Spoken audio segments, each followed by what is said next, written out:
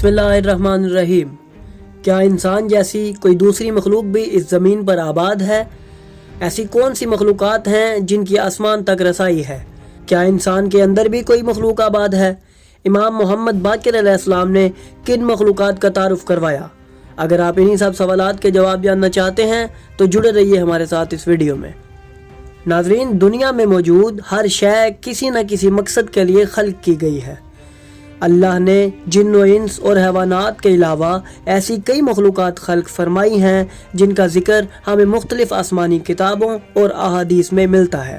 یہ مخلوقات بظاہر تو نظر نہیں آتی مگر اپنا وجود رکھتی ہیں۔ اللہ نے انسان کو اشرف المخلوقات کہا ہے۔ اس کا مطلب ہرگز یہ نہیں ہے کہ صرف ہم اس کائنات میں واحد موجود ہیں۔ ناظرین، ہم سب جانتے ہیں کہ یہ کائنات کتنی بڑی ہے۔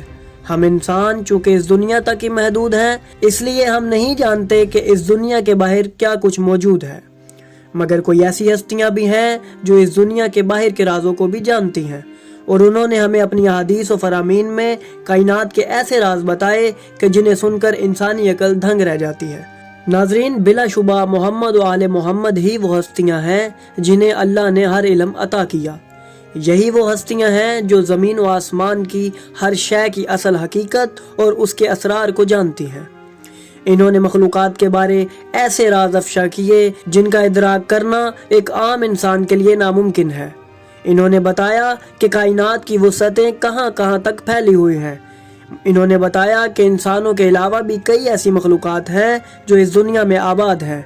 ایسی کئی مخلوقات جو عام آنکھ سے نظر نہیں آتی مگر ان کا وجود باقی ہے۔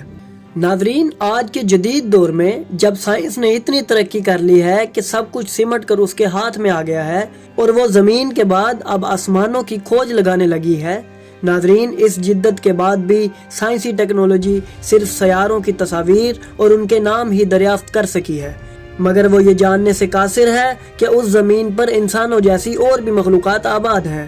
ناظرین، جب ہم اسلامی کتب کے اوراق کو پلٹیں تو ہمیں ایسے بہت سے واقعات اور فرامین ملتے ہیں جس میں یہ ظاہر ہوتا ہے کہ انسانوں جیسی اور بھی بہت سی مخلوقات اس دنیا میں آباد رہ چکی ہیں، جو بظاہر انسانی وجود رکھتی تھیں مگر ان کو اشرف المخلوقات نہیں کہا جا سکتا۔ اب سوال یہ ابھرتا ہے کہ انسانوں سے پہلے کون سی مخلوقات زمین پر آباد تھیں؟ تو ناظرین، اس کے لیے امام محمد باقر علیہ السلام کی روایت کا مطالعہ کرتے ہیں جس میں انہوں نے ان مخلوقات کے بارے بتایا جو انسانوں سے پہلے موجود تھیں۔ امام محمد باقر علیہ السلام نے فرمایا کہ امیر المومنین سے پوچھا گیا کہ مولا، کیا زمین پر اللہ کی ایسی بھی مخلوق تھی جس نے آدم اور ذریت آدم سے پہلے اللہ کی عبادت کی ہو؟ امام نے فرمایا، ہاں، آسمان و زمین میں اللہ کی ایک مخلوق تھی جو دن رات اس کی تسبیح و تقدیس کرتی تھی۔ پس تحقیق اللہ نے زمین کو خلق کیا، اس سے پہلے آسمانوں کو خلق کیا، پھر اللہ نے ملائکہ اور روحانیین کو پیدا کیا جن کے پر تھے اور وہ مشیت الہی سے پرواز کرتے تھے۔ اللہ نے انہیں آسمانوں کے طبقات میں ٹھہرایا، وہ شب و روز اس کی تسبیح و تقدیس کرتے تھے۔ اللہ نے ان میں سے اسرافیل، میکائیل اور جبرائیل کو چن لیا۔ پھر اللہ نے زمین پر جنات کو خلق کیا جو پروں کے ساتھ تھے۔ ان کی تخلیق ملائکہ سے مختلف تھی، یہ پرواز میں ملائکہ تک پہنچ جاتے تھے۔ اللہ نے ان کو ساتوں زمین کے طبقات پر بسایا، یہ وہاں دن رات اللہ کی تسبیح کرتے تھے۔ پھر اللہ نے ایک اور مخلوق کو پیدا کیا جو بدن اور روح رکھتی تھی۔ ان کے پر نہ تھے مگر وہ کھاتے پیتے تھے، ان کو نسناس کہا جاتا تھا۔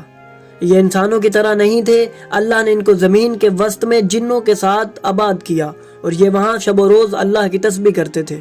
امیر المومنین علی علیہ السلام فرماتے ہیں، اس طرح جن آسمانوں کی طرف پرواز کرتے اور ملائکہ سے ملاقات کرتے اور ملائکہ کو سلام کرتے اور ان کی زیارت سے خوش ہوتے اور ان سے تعلیم حاصل کرتے۔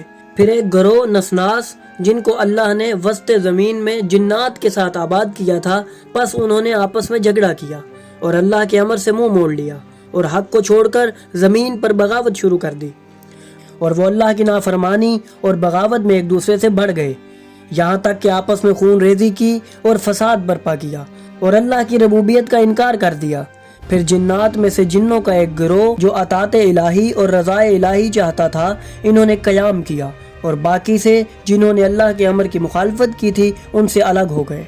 مولا علی علیہ السلام نے فرمایا، پھر اللہ نے جنات کے پر چھین لیے، جنہوں نے اس کے امر کی مخالفت کی اب وہ آسمانوں کی طرف پرواز کی قدرت نہیں رکھتے تھے اور ملائکہ سے ملاقات بھی بند ہو گئی کیونکہ انہوں نے نافرمانی اور گناہوں کا ارتکاب کیا۔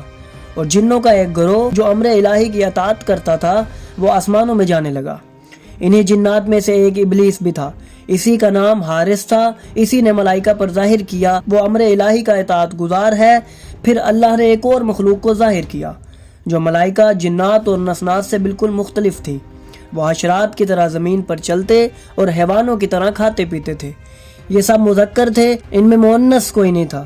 اللہ نے ان کو عورتوں سے بے نیاز رکھا تھا اور وہ سب اللہ کی بہت زیادہ عبادت کرتے تھے، نہ ہی ان میں کوئی حرص تھی اور نہ کوئی شہوت۔ ناظرین، امام علی علیہ السلام نے جن مخلوقات کا ذکر کیا وہ سب حضرت آدم سے پہلے اس دنیا پر موجود تھے اور انہوں نے بھی اس طرح زندگی بسر کی تھی جس طرح ہم انسان کرتے ہیں۔ ان مخلوقات میں سے صرف اب تک جنات ہی باقی رہ گئے ہیں۔ اس کے علاوہ اور بھی کئی ایسی مخلوقات ہیں جن کا ذکر اہل بیت نے کیا جو آدم سے پہلے موجود تھیں۔ ان تمام کو ہم جلدی آپ کے سامنے پیش کریں گے۔ ناظرین، یقیناً ان سب کی تفصیل ہمیں محمد و آل محمد نے ہی بتائی اور ان کے حالات سے آگاہ کیا۔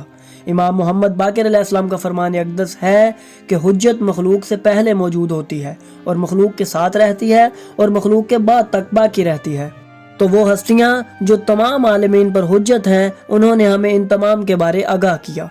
اس کے علاوہ ایک کائنات ایسی بھی ہے جو ہر ایک انسان کے اندر آباد ہے اور اس کائنات میں بھی کئی طرح کی خلقت آباد ہے، اس کے بارے بھی ہمیں انہی ہستیوں نے آگاہ کیا ہے۔ تو یہاں سوال ابھرتا ہے کہ وہ کون سی خلقت ہے، وہ کون سی کائنات ہے؟ تو ناظرین، یہ باتیں ایسے قیمتی راز ہیں جو آل محمد نے ہمیں عطا کیے۔ اس کے علاوہ اہل بیت نے کئی مرتبہ اپنے اصحاب کو مختلف مخلوقات سے بھی ملوایا اور ان کی دنیا میں بھی لے کر گئے۔ امام کی یہ تعلیمات ہمیں سوچنے، غور کرنے اور علم کی روشنی کو اپنانے کا پیغام دیتی ہے تاکہ ہم کائنات کو سمجھنے کی کوشش میں اپنے خالق کی قربت حاصل کر سکیں۔ انہوں نے انسان کو وہ سب کچھ بتایا جو اس دنیا میں اور دنیا کے باہر موجود ہے۔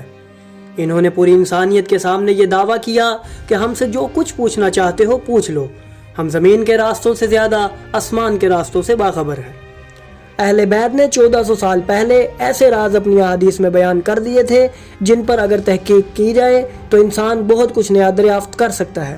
ناظرین، دنیا کیسے وجود میں آئی اور اس کی اصل حقیقت کیا ہے، اس پر امام کا مکمل خطبہ موجود ہے جسے ہم آنے والی کسی ویڈیو میں بیان کریں گے۔